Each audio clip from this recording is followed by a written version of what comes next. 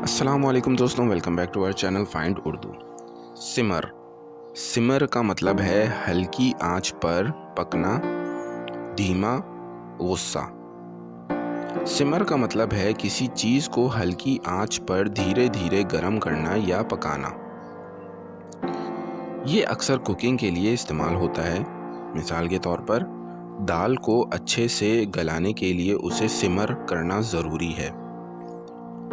इसका एक और मतलब है धीमा धीमा गुस्सा या जज्बा अंदर से भड़कना, जैसे जब कोई शख्स गुस्से में होता है मगर एक्सप्रेस नहीं करता।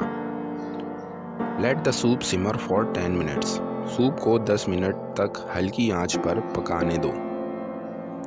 तो दोस्तों, सिमर का मतलब है हल्की आंच पर चीज़ को धीरे धीरे पकाना या धीमा गुस्सा अंदर अंदर महसूस करना। उम्मीद है अब आपको सिमर का मतलब समझ में आ गया होगा। मिलते हैं नेक्स्ट वीडियो में। शुक्रिया।